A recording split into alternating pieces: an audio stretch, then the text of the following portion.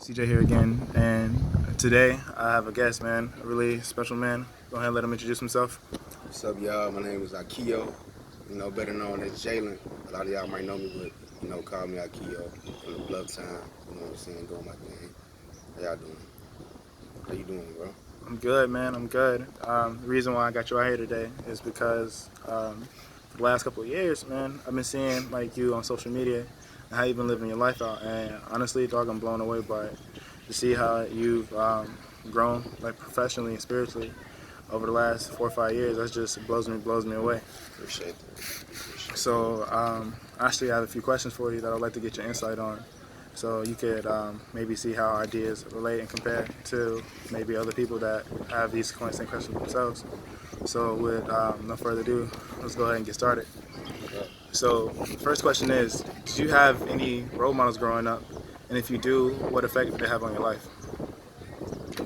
Honestly, man, like far as my role models were, you know, family. You feel me? Mostly, far as like uncles, aunts, you know what I'm saying, older cousins, stuff like that. I don't have any older siblings. I am the oldest sibling, you know Right. what I'm saying, of seven, actually. Half mom's side, half pop's side. But like far as role models, man, I can also say like far as entertainers and revolutionaries, you know what I'm saying, mainly revolutionaries, above all, above the talent of entertainment, I can say like Martin Luther King, Malcolm X, Yeah. Pac, you know what I'm saying, Harriet Tubman, Rosa Parks, different people like that that's real influential that actually stood for something, man, and realize that, you gotta have something to die for, you know what I'm saying? You also gotta have something to live for, you know what I'm saying? We're here for a purpose, you know what I'm saying? Not just to be existing, you feel me? So I look up to people like that, man. And like different actually like different directors, you know what I'm saying? Black directors, you feel me? Like Spike Lee, for example. You know what I'm saying? He actually put on, you know what I'm saying? He did whatever he could, bro, behind his dream, you know what I'm saying? He invested, he called out, he reached out to different people, you know what I'm saying? God blessed him, you know what I'm saying? And he actually got to where he want to go, portraying a beautiful black image of black people, you Right. know what I'm saying, on television, you know what I'm saying? And that's all I want to do, man, just show people my vision, you know what I'm saying, through my music and through, you know, my vision through television also. I Like I got you. said, man, as far as role models, man, to be real, all my role models was gangster.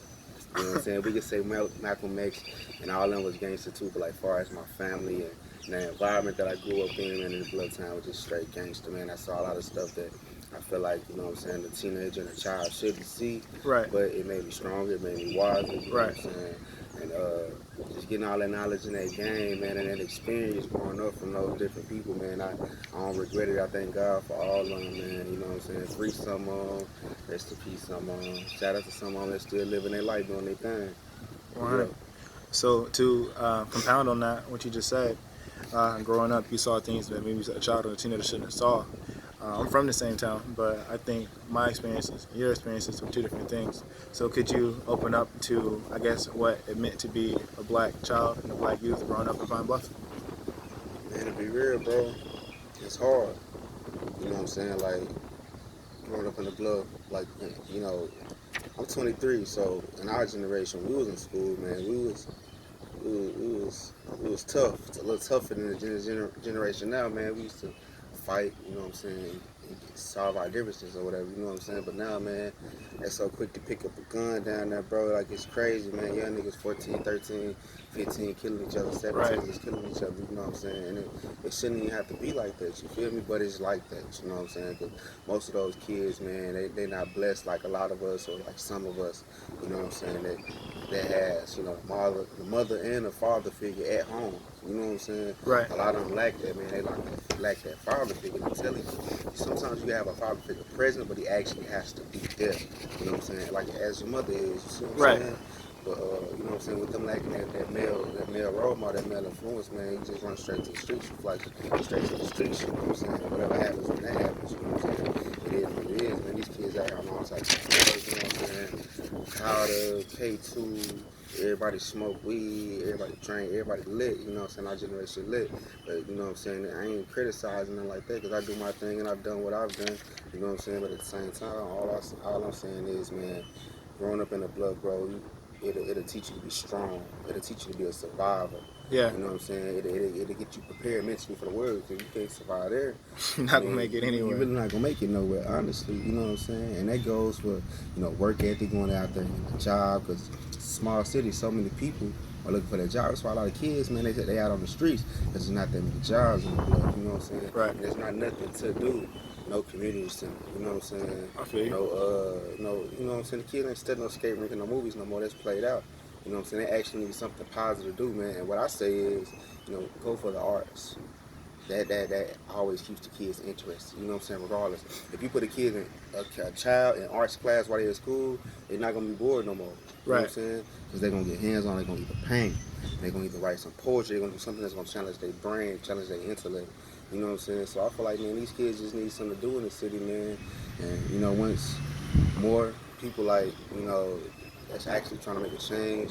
Not just saying myself, but there's so many different homies in the city, man. So many people that actually is trying to do something, that want to do something that's genuine from the heart. I can shout out a couple people, man. You know what I'm saying? Shout out Juwan.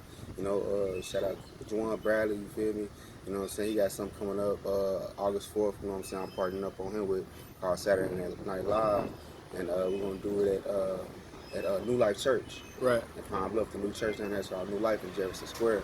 And what we're gonna do is we're gonna have like different teen talk, guest performances, food. It's gonna go from like 8 to 11 or something like that at night. You know what I'm saying? Just somewhere where teenagers and different people can come out, communicate. We're gonna actually like sit down and have like a teen talk setting, like two or three people running it. You feel me? And then all the kids will be able to open up. You know what I'm saying? Just somewhere where they can get comfortable at, man. 'Cause Right.